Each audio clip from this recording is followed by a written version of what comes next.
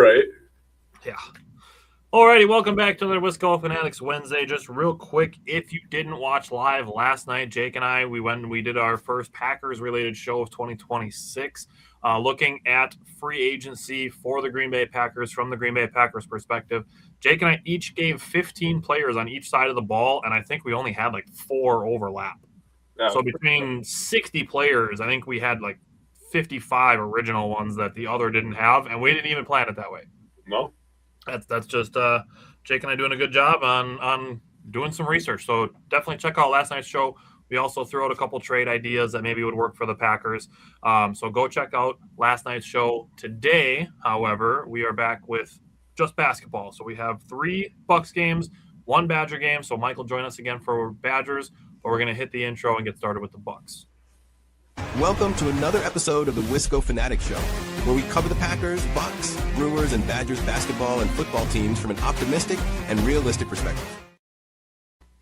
Okay, so last week, Wednesday, we were covering the Bucks as they were heading into the All-Star break. This week, Wednesday, we have their first 3 games coming back from the All-Star break, starting with the Bucks win at New Orleans last Friday. So, Jake, what did you take away from last Friday? Yeah, Bucks going into this one with a ton of momentum, winning 5 of the last 6. And then you're just licking your chops saying, like, yeah, we're going to play a team that is actively trying to lose. So, yes, I will take 6 out of 7. Kyle Kuzma in this one, I'm going to go over the starters. He ended the game as a plus 15. He had a really good game. 6 of 11 is super efficient. 2 for 5. I'll take that from Kuzma all day. 14, 3, and 4. Very good game for him. I just put in my notes right next to Kyle Kuzma. This is what I want from him when Giannis comes back.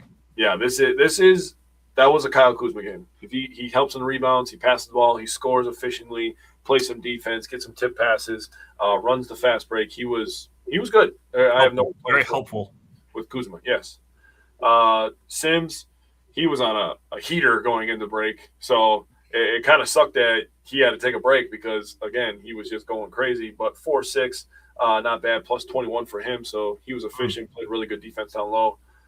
Kevin Porter Jr. was a plus 12. 25 points, 2 rebounds, 7 assists, 10 of 15 from the field. So a guy who's been not as efficient scoring going into break and at times this year, he's really ramped it up over these last 3 games. I'm just going to tell you that right now if you haven't been able to watch. Kevin Porter Jr. is on one lately. That's what prompted the underrated graphic that we posted on our socials on Facebook and Twitter and Instagram. This game plus since he came back, that prompted that graphic. So he's very, very underrated. Been fantastic. AJ Green, his shot, he is struggling with his shot. That's kind of a trend this week, but he's still continuing to help with rebounding, play some defense. He did have 4 assists. He only took 4 shots, so over 4 for him, but he still ended the game plus 22. So, I mean, that's pretty incredible for a guy who scores 0 points and be a plus 22. That means that he was playing good team defense. And Ryan Rollins had himself a game. Behind 3-point line, 10 of 15, 27 points. He had 4 steals and 2 blocks as well. So both ends of the court, he was tremendous. Both blocks, he was helping AJ Green on defense. AJ did a nice job walling up and making it a tough shot, but Ryan Rollins playing exceptional help side defense, getting blocks on both of them. And on the one that happened in the third quarter where he pinned it on the glass, it actually ended in a 3-point shot. So that was elite defense. Bobby Portis, double-double for him, so really good game for him as well. Nance, 10 points, 22 minutes. I have a thought that I want to say about Nance going into the Raptors game. But 2 minutes for him, 10 points, 5 rebounds, and he was doing his normal stuff. He was moving everywhere, setting good screens, getting tip-outs. I mean, he was doing his normal Pete Nance stuff. So sight for sore eyes, honestly, from a team that looked like they had dead legs halfway through the first half of the season, and Pete Nance has completely changed the energy of this team. In my opinion, he's one of the leaders in that cause. Jang, he played great as well. 6 shot attempts, 1 for 1 from 3. So as long as they keep bringing him along steadily and getting him, 3-point looks, absolutely okay with that. 2 more things. So I want to talk a little bit about Cam Thomas. Cam Thomas, 0 for 1 in the first quarter. You're like, that was a terrible shot too. I'm like, God, Cam took 1 bad shot and it just unlocked him. Yeah, he was like, oh yeah, don't do that. I forgot. I'm not in Brooklyn. What if I don't do that and I just do this? Yeah, the second quarter was elite. 7 of 9 from the field, 1 of 2 from the 3-point line. That was only his only 3-point make. He went 1 for 6 in the game, but he had 15 points in the second quarter. And the most important thing for me was 5 of his 9 shots came from the lane. So he was getting downhill, getting in the lane, and getting efficient shots, and he was making them. So great job for him. Third quarter, he was 2 for 4, over 2 from 3. He had 4 points. In the fourth quarter, 2 for 3, 4 points. So 23 of his 27 came from the field. He shot 6 free throws, made 4 of them. So I have a question for you before I pass it off to you, but I'm going to say one last thing.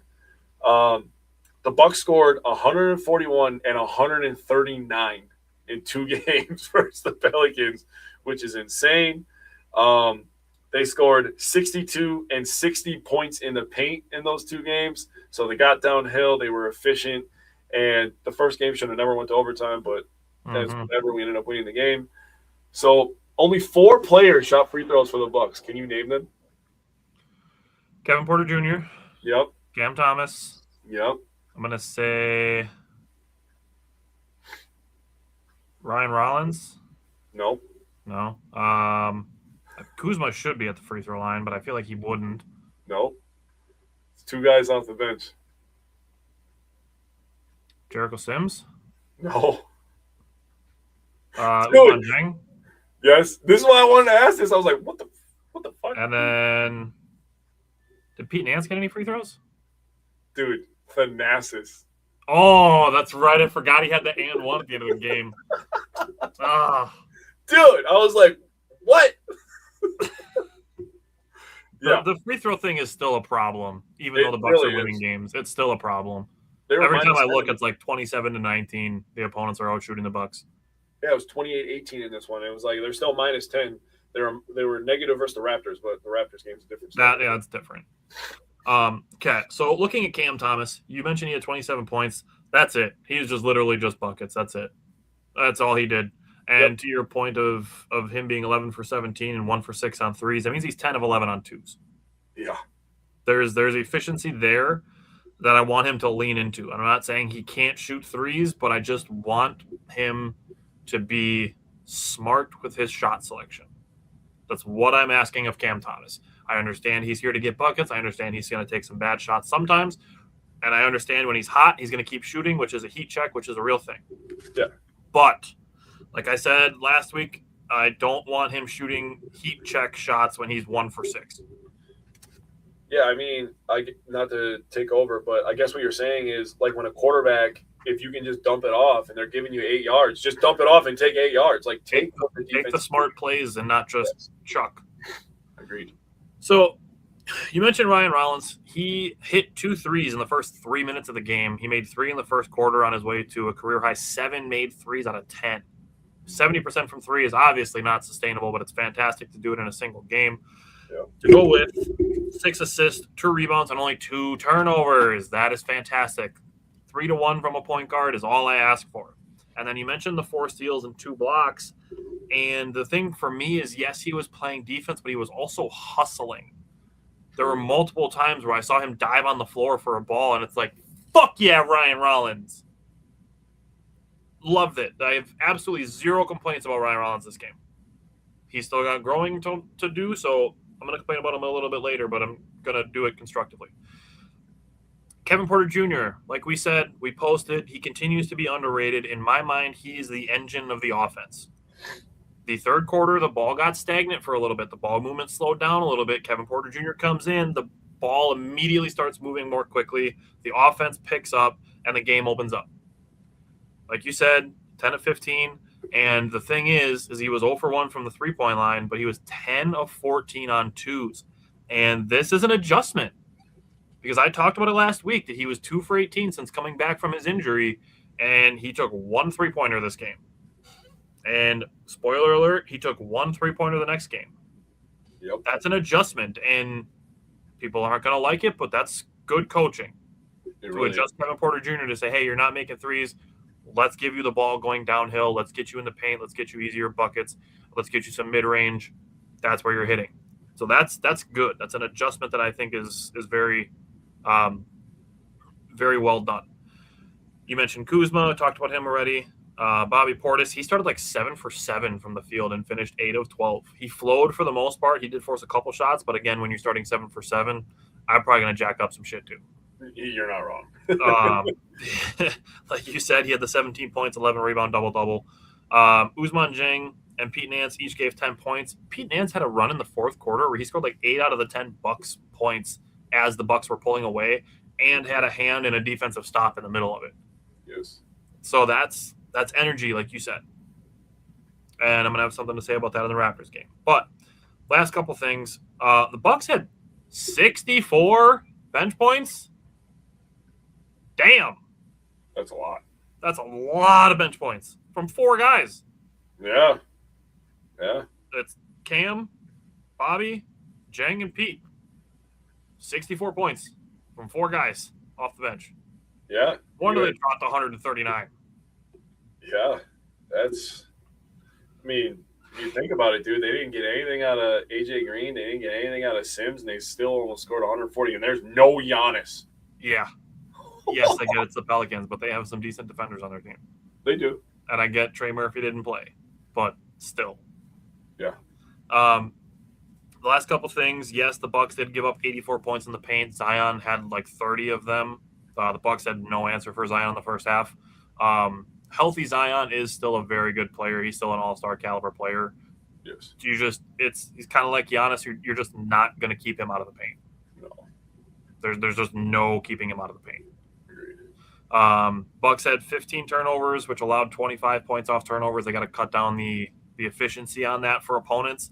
That's something that you'll hear Doc talk about. You'll hear coaches talk about it coming out of halftime. The transition defense, that is still something they can clean up. Yep. Okay. Going into the Raptors game, I don't really have a lot to say here, to be honest with you. They played a really good first quarter, then they played 3 bad quarters, losing by 14, 10, and 9. The big thing for me was actually points in the paint. They scored 16 points in the paint in the first quarter out of their 27 points. They only scored 26 points in the paint for the rest of the game. Yeah. So that to me was a problem, and I get that, there's some adjustments being made by Toronto in that aspect, but you still got to be intentional about getting the ball to the paint. However you're able to do it, whether it's a coaching change strategy-wise or a player mentality change, but you got to be able to get the ball to the paint, especially since you're capable of it because you did it in the first quarter. Yeah. The Bucks were 9 of 32 from 3, which is really, really ugly. It's 28.1%. And the bench, 1 for 11 on threes. That's a rough look. The Bucks had 32 points off the bench, which is half of what they had on Friday, and 15 of those 32 came from Cam Thomas. Yep. So half of your bench points essentially came from one guy. So need more from the bench in that. And looking at Jericho Sims and Bobby Portis, this kind of game, give Pete Nance minutes. Dude, that was literally my point, dude. Like, we're going to get to last night's game with the Heat, and Jericho and Bobby both played great, but in a game where they're both struggling and the Bucks are down by double digits for most of the game, give Pete Nance 30 minutes in that game. Seriously. Take a mulligan on trying to win and put in the guy that needs development. Yes. And then just looking at a tale of two efficiencies, Ryan Rollins struggled this game. He was 6 of 17 from the field. He was 4 of 7 on threes, so that's good. He did force some mid-range and some floaters, in my opinion. Forced a couple fadeaways, did still finish with 21 points. Had 9 rebounds, which is helpful, but 1 assist and 5 turnovers. Yeah. That screams better decision-making is needed. Taking care of the ball is needed. I mean, you can't have a 1 to 5 assist-to-turnover ratio. You just can't have that. But then you go to Kevin Porter Jr. He keeps playing at a high level. I would say pretty much the one bright spot from this game. 8 of 11 from the field, 1 for 1 from 3. Again, he's not hitting his 3 so far since he came back from his injury. He took 1, he made it, he didn't force anymore. He finished very efficient, 21 points, 10 assists, 2 rebounds, 3 steals, and only 1 turnover. Yep. That's why I'm saying, like, we're getting to a point, and I'm going to talk about it in the Heat game, with Kevin Porter Jr. and Ryan Rollins starting together. Kevin Porter Jr. is your point guard. Ryan Rollins is your shooting guard. Yes. Ryan Rollins is a average ball handler as a point guard. He is an above average ball handler as a shooting guard. And he's better off catch and shoot, so it just makes so much sense. And he fits the mold of what you would call like a combo guard, which is fine because you can have him play some point guard at times, but he should not be the Bucks' lead point guard in my opinion. That should still be Kevin Porter Jr. He's a great playmaker for himself and for others. He takes care of the ball better, and he's got better size also. Like, I get that Rollins is long, but Kevin Porter Jr. is stronger, plays stronger. Yes. So, what did you have from Sunday? Yeah, so I guess I'll just start with Kevin Porter Jr. since that's where you left off. He had 10 assists, like you said. The team had 18. So he had 10 of the 18 assists, and 8 of the 10 guys that played in this game had 1 or 0 assists. Now, I'm counting Pete Nance in that since he played, but he only played 5 minutes. And I'm sitting here wondering, like, why did he play 22 minutes? Looked like he did versus the Pelicans. He was getting all these minutes, the couple weeks before this. Now you get to a situation where, it looked like, and, credit to the Raptors. The Raptors might be the worst matchup for the Bucks, like, literally in the Eastern Conference, just based on roster construction. Yep.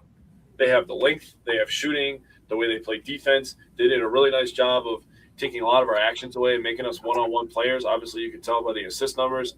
Dieng, he had 5 rebounds, 0.0 assists, 0 for 4 from the field. Actually, the guy who was second on the team in assists was Jericho Sims, but Jericho Sims actually might be an underrated passer if we're going to talk about it. Talking about last night's game, he might be an underrated playmaker at center. Honestly. But Kuzma only getting 3 shot attempts after having 11 versus the Pelicans. I mean, that's just uncalled for in my opinion. That could be on coaching, but you also have to go with the flow of the game as well. You know what I mean? Right. So can't control everything. Excuse me. Sorry. You have here's what's frustrating for me is you brought up a conversation that you wanted to, like, maybe we're in a position where we have to give credit to Doc, and I'm like, you know what? Thinking about it, yes, we might be in that position, but I want to see what his rotations are over the next couple of weeks. And then immediately the Raptors game on Sunday is when Nance gets 5 minutes, and he can't figure out how much to play Sims because Miles Turner is back. And it's like, what are you going to do when Giannis is back? Like that's just another whole situation that you're going to have to deal with Kuzma and Turner, and that's part of the reason why me and you were kind of on board with trading Bobby Portis this year is because he's up a lot of those minutes. So now you can, if you get rid of Bobby Portis, and Bobby played great versus the Pelicans, he played great last night versus the Heat, but then you can evenly disperse those minutes throughout the other guys. And a guy like Pete Nance who could use those minutes. You got Dieng who could use those minutes. He could use some developing. Darvin Ham's talked about him a lot over the last couple of weeks. Talked about how he's just scratching the surface. But, after this game, Bucks didn't shoot well. You brought that up. We lost the free throw battle. We lost the points in the paint. Lost the fast break. We had 19 turnovers with only the 18 assists. Toronto had 34 assists on 44 made field goals. They absolutely whooped our ass. This was the 6th game for the Bucks where they scored under 100 points. And you're probably wondering how many times have the Bucks allowed under 100? It's 4 times. So pretty even, honestly. I was pretty surprised by that. I was like, damn, 4 games under 100 points? That's pretty impressive, actually. Solid. And they had 1 game where they allowed exactly 100 points. So if you want to count that as a notch for the Bucks. But after this loss, you're 1.5 games behind Charlotte, 2 games behind Atlanta for 9th, 5.5 games behind Miami and Orlando, who are tied at that point for 7th place, and you're 6 games behind Philly for 6th place. So got to get on a heater here in the next couple of weeks if you want to get that 7 or 8 spot. Yeah. Big time. Okay. So going into last night, what did you take away from last night's game against the Heat now that they're back on track? Oh, what a freaking flip of the script, honestly. Like, I just turned that page. You got Kuzma, you got him 16 shots. Miles Turner, his role on this team is not to score. Right. His role on this team is to protect the rim and stretch the floor for everybody else to have easier driving lanes. Yep. So him getting 5 shot attempts, he's going to have games where he makes 4 of them. That's great. He's going to have games where he makes 1 of them. Also great. He's doing his job still. Yeah. And he played 18 minutes last night. A-okay with that. 32 points, 7 rebounds, 7 assists for the man of the hour, Kevin Porter Jr., 11 of 20, 204 from 3. I'm going to break down what he did a little bit more here. Ryan Rollins had a good game, 21 from him, 9 of 16, so he didn't force too much. I'm not going to say anything about what he did in fast break because that's your forte this year, and I'm going to let you have that. Bobby Portis was great. He was super efficient. I'm going to break down something about Bobby Portis here in a sec. Dieng was great. But Jericho Sims, dude, 8 points, 10 rebounds, 5 assists. I was like, God damn, bro. Like, this guy is becoming important for the Bucks. Yeah. Like, why did we not play him more early in the season? I'm starting to wonder, seriously. But to get this game started, Kuzma and Rollins were really controlling all the scoring in the first quarter. Rollins was 3 for 4 from the field, 1 for 1 from 3. He had 7 points. Kyle Kuzma just woke up and he was on his Baker Mayfield shit. He was feeling dangerous for some reason, man, because 5 for 7 from the field, 2 for 2 from 3.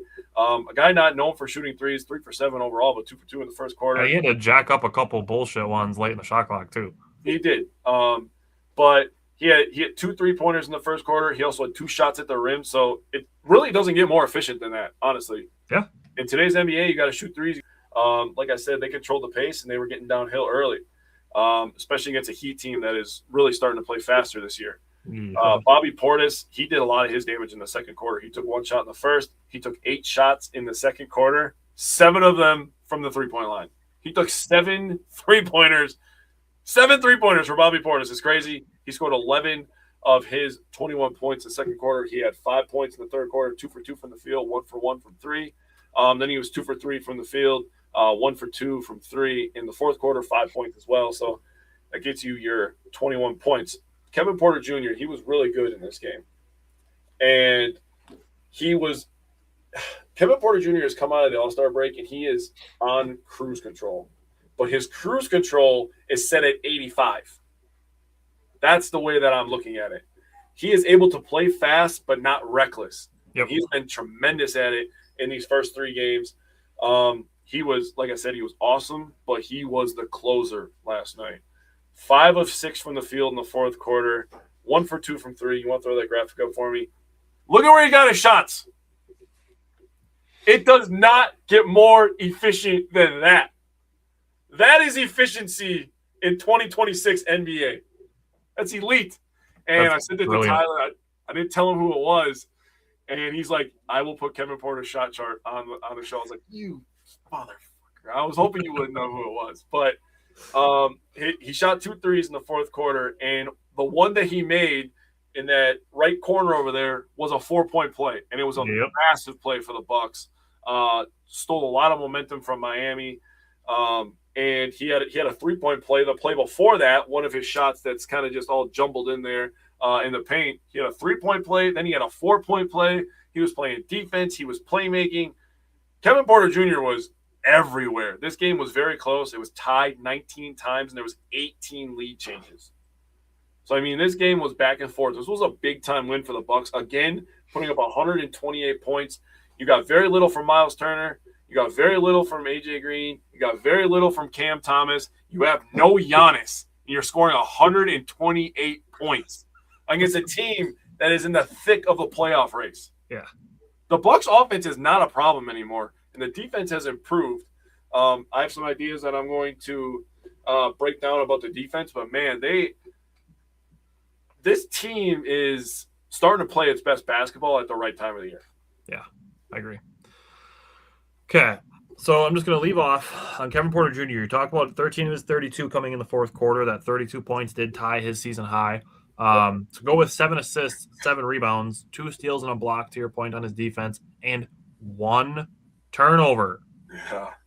He's giving you 32, 7, and 7, and only 1 turnover. To go with 2 steals and a block. Ryan Rollins. I was so happy.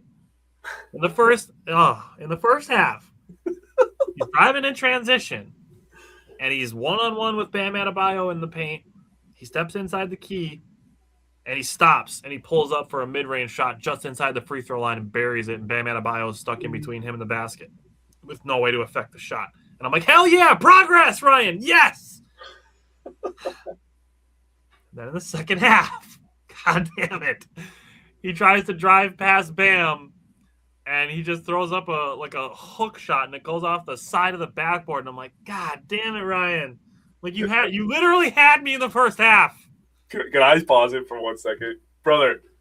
When he shot that one, you texted me. I was like, yeah, that was a nice shot. And then the one in the second half, when he shot that, I was just like, I'm just waiting for you to say something. I'm like, bro, Tyler's going to be so fucking pissed at that shot, dude. I was like, oh, we got progress. I'm like, I have video evidence of him progressing in something that I want to see him do, which is to not force runners and like running layups against taller, more athletic defenders. Yes. And he did it. And I'm like, yes, that's beautiful. A stop and pop mid-range. I'm like, do that all the time. That's perfect. It gets you a good look. It's easier for you to change speed as a guard than it is for a power forward. Then in the second half, he did the thing that I don't like it when he does. So he forced a little bit. He did still finish with 21 points, 4 rebounds, 5 assists, 2 steals and a block, but 4 turnovers. He's got to cut those down. Just a couple silly ones. But then I will say, to go back into transition with Ryan Rollins leading a fast break, there was another one in the second half. It was actually in the fourth quarter that he drove down basically to the elbow and kicked out to Bobby Portis for a 3. Those are the kinds of things where it's like, okay, if I'm looking at those 3 transition plays, he did the right thing on 2 of them. Yeah. That I can live with, and that I can see as, okay, he's making progress in his development. That is good. Yeah, sure. You mentioned Kyle Kuzma getting off to a good start for the Bucks. He scored 7 of the Bucks' first 11 points, had 15 of his 19 points in the first half. Yeah. We talked about Kevin Porter Jr., and I talked about Ryan Rollins. I meant to flip this around a little bit. But one thing that I talked with somebody about today is that they are playing better together. They're gelling. The 4-point play that you mentioned when we had the shot chart up, Ryan Rollins was actually in trouble. Late in the shot clock, he got down to about the elbow area, just inside the elbow, lost his dribble, and was pivoting, trying to find somebody open. Kevin Porter Jr. cut to the opposite corner. Rollins found him for the 4-point play. And they were both like in each other's faces, like hyping each other up and laughing and making faces at each other and stuff. Like they're playing together well at the right time. Do you want to stat about those guys? What's that? You want a stat about both those guys? Yeah, do it. Complete list of players averaging 20 points, 5 rebounds, 5 assists on 48+ shooting so far in February. Is it just the 2 of them? It's Shea, Nikola Jokic, Kevin Porter Jr., and Ryan Rollins. The Bucks have 2 of those son of bitches with 2 All-NBA first-teamers, MVPs, champions. They're both guards, and they're both growing, and they're both young. And they got this team going in the right direction. The Bucks' future is actually bright. And they're doing it together. With how bleak things looked 2 months ago, not even. Brother, we got a bright future. We got some players. Not even 2 months ago. I would go back a month ago, looking at late January when we lost Giannis again. Yeah, dude. And we're like, all right, here we go. Like, we're going to get a high draft pick, see if we can make a trade in the summer, and see if we can convince Giannis to stay. And right now, it's like the Bucks just beat the Heat without Giannis. Why would Giannis want to go to the Heat? They beat the Thunder without Giannis. Well, they were playing without Shea, but yes, I guess there was guys missing on both sides. But I mean, last night, the Heat played with who they have. Yeah, very true. Like, they had everybody. Yeah. And the Bucks beat them without Giannis. True that. So why would he want to go to Miami if they can be beat without him? Very true. So that's that. And then you throw in Ousmane Dieng. I mean, a month ago, we didn't have him yet. And he is a baller. True. Yes, like you said, he didn't score in the Raptors game. He was 0 for 4, but I'm going to double down on watching out for Kevin Durant comparisons. And it's not because I'm saying he's going to be the next Kevin Durant. That's not what I'm saying. But I'm saying his play style right now, it looks like Kevin Durant. The way that he's shooting off the dribble, stepping back, he's pump faking on threes, then taking one dribble and then stepping back and having wide open threes. He's shooting dribble pull-up mid-range. That's Kevin Durant's play style. Dude, for real. He's not doing as much back to the basket stuff, and he's not shooting quite as many like fadeaway jump shots and stuff like that. But he's capable of doing it. I'm glad he's not taking those shots because I don't think that's necessary with this offense. Like, the offense isn't built around him doing that. Right. But he's playing that style. So his 11 points coming on 6 shots, making all 3 of his threes, having 6 rebounds, and then adding 2 steals, playing good defense. I mean, I don't know what else you can ask from a 22-year-old. Seriously. Who's been here for 2 weeks. Right. Bucks only had 11 turnovers, which is good. Did allow 16 points off those turnovers, so there's still a lot of efficiency there to cut down for their opponents. And then 14 offensive rebounds turned into 18 second chance points is high. I do think there was an opportunity, I guess. Doc could have mixed in some zone last night. Maybe that would have helped. But I don't think it's something you have to do just because you had an opponent score some second chance points against you. That said, I do think Doc did do a good job with rotations last night. I saw people questioning why we even have Miles Turner if Jericho Sims and Bobby Portis are going to play more than him. One, I think that was matchup dependent. Doc and the coaching staff talked a lot about how they were hunting matchups last night. And playing against Bam Adebayo, you throw bodies at him. And then the Bucks were using Bobby Portis to essentially counter the Heat trying to play small. And they're like, okay, we're going to put Bobby Portis out there and we're just going to have him baby whoever you're trying to play small ball for. So I'm fine with that. And then the other thing that I would throw out there is keep in mind Miles Turner is not far removed from a calf strain. And I'm at the point where, like, I'm not playing around with calf strains. I don't care whose it is. Yeah, seriously. We're I'm investing a lot of money in Turner. So, and I'm going to keep referencing the last 8 years of Achilles injuries, starting with calf strains. I'm not playing around with them anymore. If somebody's got a calf strain, I'm not playing around with it anymore. It's led to too many high-profile Achilles tears.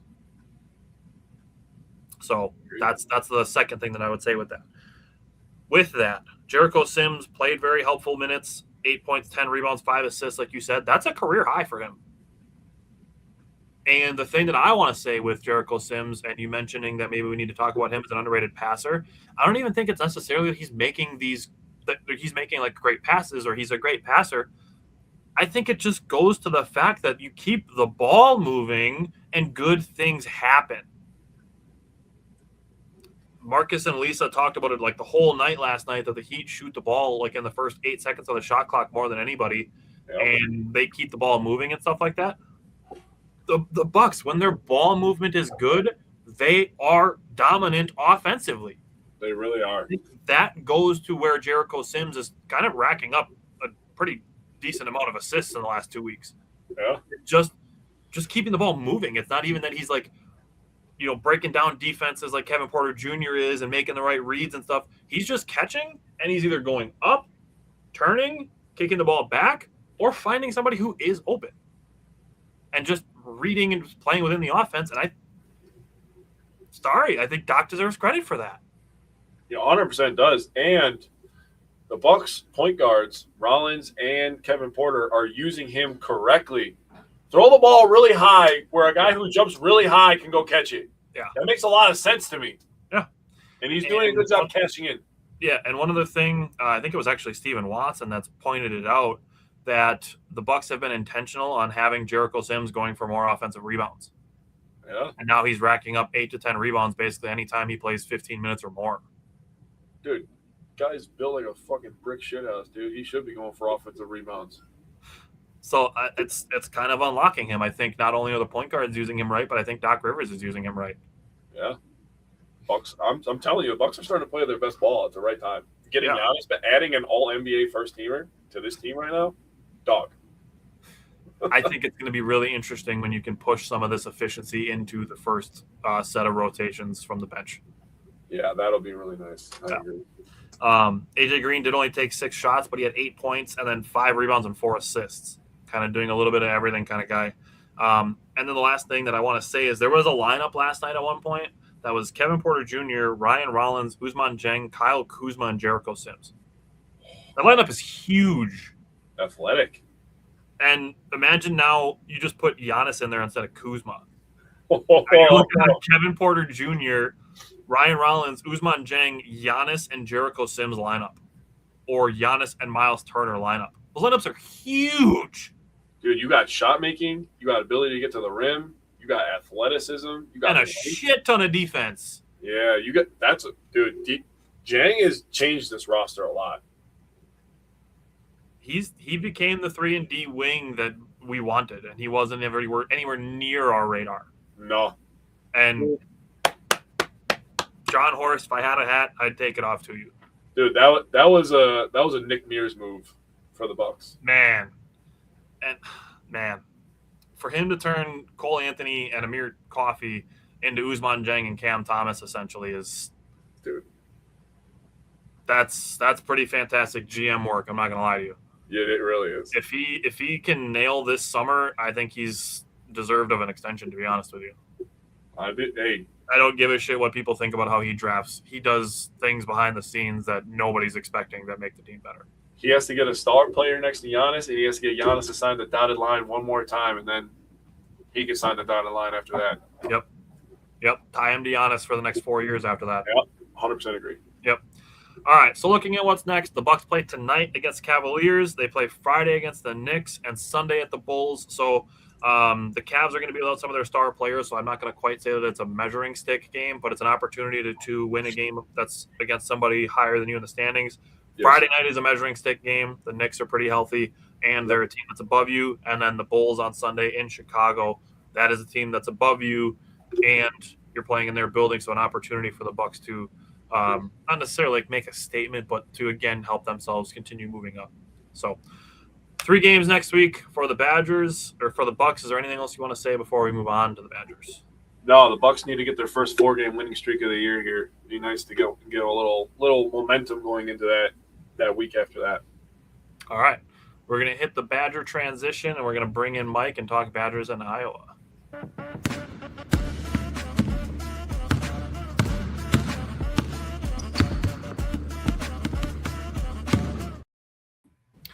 Alrighty, so switching to the Badgers. The Badgers only had 1 game last week, and it was an 84-71 win against Iowa on Sunday afternoon. Pretty entertaining game, honestly. But Mike, what did you take away from the guards? Yeah, so I guess I'll start first off. As you guys know, I was at the game. I got to check out the whole atmosphere and all that. And overall, I got to say it was decent for sure. It was fairly loud at times for sure. Even after the game, Coach Guard even credited, the crowd in general. I thought it was good for the most part. I would like to see personally. I wish the students actually heckled a little bit more. Not like a super negative way, but just get into it a little bit. That's just my one biggest critique. But overall, great atmosphere, especially for a Sunday afternoon game, and also getting the ability to. Listen to Coach Randall, one of the assistants before the game, talking about strategy and whatnot going into it, and just getting his perspective on some random things. That was really cool to hear, too, probably about an hour prior to tip-off. So great day at the Kohl Center for sure. And it was led by no other than my guy, Nick Boyd, who's on an absolute tear right now and is still, in my view, not getting enough respect in the Big Ten. Especially in the Big Ten. He should be getting some respect nationally, but he really should be in the Big Ten. Dude, the fact that he got left off, there was a list that was made today of the top 10 transfer portal players this year, and he got left off that list. I was like, oh, hell no. Not after he just bent Iowa over on national television. What are you talking about, dude? In like the top 10 with that, Jake, exactly. And then there's a couple Big Ten Network analysts that came out with like their top point guards. Yep. And the dude wasn't even listed in the top 5. I was like, brother, he's been destroying all these point guards. What are you talking about? Right. Yeah. And I'm about to tell everybody why he should be in the top 5 right here. I mean, my goodness, 36 minutes. My dude almost had a triple-double, and it would have been the first time since Ethan Happ in 2019. 27 points, 9 rebounds, 10 assists, and 1 steal. Let's take that steal away and make that a rebound, please. Did Ethan Happ have his in points, rebounds, and turnovers? I didn't get that. I didn't look at that specificity. I'm sure it was assists, but specifically, yeah. But my dude had a 10-to-1 assist to turnover ratio in this game. That is insane. Porter Jr. out here, absolute insanity there. And I mean, with the 27 points, I don't want to be too picky or anything, but he only took 3 3-point attempts and only made 1 of them. So And he was 8 of 9 from the free throw line. So when you're looking at that, it's like, all right, we got like he literally did what he was brought here to do. He attacked the bucket, got to the hoop.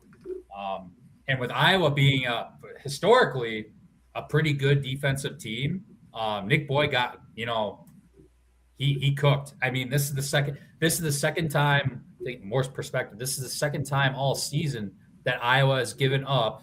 I wrote this down. Held Iowa to, or what was I going to say? Oh, yeah. Only the second time against Iowa, a team has scored more points than their team average. Only 2 teams have ever done that against Iowa this year. Wisconsin was just one of them. And our average was 83.1 going into today, and we scored 84. But still, that's still worth it. Hey, that still counts in my book, man. Yeah, dude. Yeah, but props to Nick Boyd. You hear it all the time, especially when March Madness, comes around. One of the biggest things, whether it's a Cinderella team or a good team, the thing that trends very well going into the tournament is guard play. So I think, this is absolute positives all around for Nick Boyd. He's obviously been here before, and he's a guy you definitely want on your team when you're going into March Madness, obviously given the experience that, that he has. But no, kudos to him. Hayden Jones did get 8 minutes in this game. He did have a nice up and under bucket, 2 points. He did have one rebound, 1 assist, and 1 block too. So for in limited minutes, still produced a little bit. Still think we're going to see him more, probably tonight in some capacity too. Probably around that 10-minute range if I had to guess. But no, man, overall, I mean, I mentioned the offensive stat to you guys against Iowa. That was great. And even on the defensive part, I thought we did a good job making adjustments, especially going into the second half. Yep. First half, definitely gave up some easy buckets there, giving up 40 to Iowa, and that is what it is. But my notes for the first half was that Iowa's spacing was better and they were getting to the paint more. So I completely agree with you that the adjustments were there. Mm-hmm. Yeah, when you hold Iowa to 30 in the second half, or a team in general, especially in this era, I guess, of college basketball, very impressive, I think, on that part. Badgers, they held Iowa with 3 field goals in the final 6 minutes and 14 seconds of the game. Nice. So they were able to close out this game right around that time period, and then basically took control of that last quarter of the game. So, I mean, big picture, I mean, I'm going to applaud Austin Rapp's progression. I think we gave him, I'll speak for myself. I know I gave him a lot of crap during this year. I think it's clear that he at this point. Yes, he does belong out there in the Big Ten. He's proved me wrong for sure, especially in this last month, I'm going to say, when he's healthy anyway. Hey, slow down. I got some notes on that. I'm not going to give you numbers. I'm not going to say numbers. I just wanted to, applaud him. And I also wanted to say, like, Coach Rano, when he was talking before the game, I asked him a question about, Austin Rapp's health and filling in the whole Jack Janicki role part. And he did say going into today that he is going to be active, but he's not 100% by any means. So the fact that he was able to do what he was able to do, that's dope as hell. And then the last thing I'm going to call out, we were 10 of 24 from 3 as a team. And that's 42%, right? That's without, and I'm not downgrading him at all. This is just a stat. When Braden Carrington didn't have one of those threes. And this just goes to show, if we have 1 or 2 guys that, JB obviously didn't have his greatest game either, especially in the first half. When we got other guys that can, step up and, make big plays for us, and, especially guys like Austin Rapp, and then Nolan Winter and Nick Boyd, they combined for 29 of 40 points in the first half. So with those 2 guys leading the, the pack, especially to get us started, it's just goes to show again, we got guys that can, not carry us maybe necessarily through games, but at least keep us in it until guys like John Blackwell come back into the game, or until Braden Carrington can score buckets. So just want to call that out. Yeah, it was kind of a weird game for Braden Carrington. He only played 18 minutes. He only took 2 shots, and one of them was like a late shot clock shot that he kind of had to force up. But, I mean, he had 2 rebounds and an assist. I mean, just really not a noteworthy game for Braden Carrington, which, we know he's capable of having big games. It's late February, so I'm not going to be like, oh, my God, what are we going to do about Braden Carrington? When last week I was saying if you're going to ever start him, like, now is the time. So I'm not going to flip that and be like, well, Braden Carrington only needs to be playing 10 minutes a game now. And now, especially with Jack Janicki out for probably the rest of the season, we're probably still going to see more Braden Carrington than the 18 to 20-ish minutes that he's kind of been averaging in the last 7 or 8 weeks. That said, Andrew Rohde, he did get the start on Sturts. I forget what his first name is. Bennett. Benson, yeah. Bennett, yeah. Iowa's leading scorer. He had pretty hard defense, diving on the floor, which is great to see from Andrew Rohde. Did lead to 3 steals to go with his 6 points, 2 rebounds, and 4 assists. I would love to see Andrew Rohde making more of his open threes, but I'm not going to complain about a game like that, especially when you're going against the team's highest scorer. That does take more energy out, so I will pump the brakes on Andrew Rohde's scoring when you have the toughest defensive assignment that takes a lot of your energy. And then John Blackwell, kind of a weird game for him too. He didn't take his first shot until like halfway through the first half. I mean, that equates essentially to not taking a shot in the first quarter of a game, which is really just kind of weird. His second shot was another one that the Badgers, to Mike's point about Iowa's defense, that he had to jack up at the end of the shot clock. I mean, those aren't shots that, I want to be like, yeah, he took 8 shots and he only made 2 of them. But I mean, you have to consider some of the context of some of those shots. And that's why people get critiqued for only looking at a box score and being like, oh, John Blackwell was 2 for 8 and he was 1 for 5 from 3. That's terrible. But the second half, he kind of took a back seat on offense with Nick Boyd driving and Austin Rapp riding shotgun. So the thing that I'm looking at for John Blackwell and being like, hell yeah, good job, is the fact that he made 8 out of 8 free throws. Yeah. That is great stuff from John Blackwell. So he finished with 13 points. 8 of them came from the free throw line, had 2 rebounds, an assist, a steal, and a block. So not his biggest game, but still played a part in the win. I just want people to know that Tyler and I don't talk about our notes during the week. Like, I don't find out what Tyler is thinking on his notebook until Wednesday afternoon at 4 o'clock. And we pre-record the radio show. He cuts it up, puts it on there. And I said some similar stuff about John Blackwell last night that honest to God, I didn't know that Tyler was going to say. And I was like, people want to get on John Blackwell, but it's hard for him to get into a rhythm when Nick Boyd is cooking. And you don't want to take the ball out of Nick Boyd's hand just to get Blackwell going. Shots. Blackwell has the ability to get going. Yep. Now, I do think I would like him to be the primary defender. I understand that Rohde is that guy too, and Rohde is a good on-ball defender and a playmaker. So if that's his role, that's his role. But I think that should be on guard to find a way to get Boyd and Blackwell going at the same time. That could be a challenge. And they have at times. Like, there's games where they've combined for like 49 or 50 points. Right, but you want them to both be playing their best ball over these next 4 games. Then going into the Big Ten tournament before we get to the NCAA tournament. But let's get to the big men. So, Bielawskis, 4 points, took 2 shots, one of them a 3-pointer, 1 down low. I thought he showed really good strength and really good footwork on the shot that he had down low. He only played 14 minutes, which is a couple ticks back from the 18 minutes he was playing. But when Austin Rapp is doing what Austin Rapp was doing, you're going to give him 29 minutes. You're going to give him 15 more minutes. He was essentially a starter on the bench. First, I'm going to go to Nolan Winter. This might be a hot take. I don't know, maybe mild take. I'm not sure what kind of hot sauce you guys want on the tacos today. But I think Nolan Winter at this point might be a better pro than Blackwell. Like, he might get drafted over Blackwell. I'm not going to argue. I'm not arguing. He has the ability to put the ball on the floor off a pump fake. He can get when he showed off the 3-point shot. He was 2 for 3 from the 3-pointer. The one that he missed was like a 35-footer, dude. It was like, okay, you were feeling yourself a little bit, buddy. Let's calm down a little bit. But 8 for 11 overall, 18 points.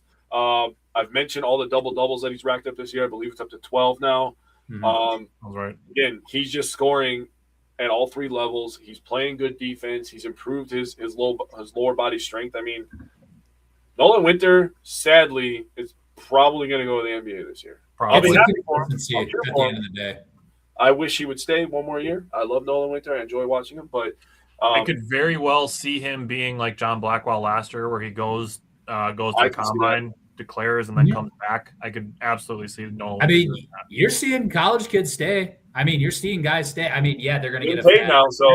So I mean, I'm willing to bet. Like, there might be a little bit of loyalty. You don't know exactly what the kid's thinking and whatnot. Yeah. Right. I mean, I get it. Like if he gets like a Chucky Hepburn offer or something crazier than that, and he goes off to Louisville or something like that. At first, yes, would I be hurt? This is a conversation for another time. Yeah, we can have that later. So let me get into Austin Rapp here. Let's get into Austin Rapp. Austin Rapp was exceptional from outside again.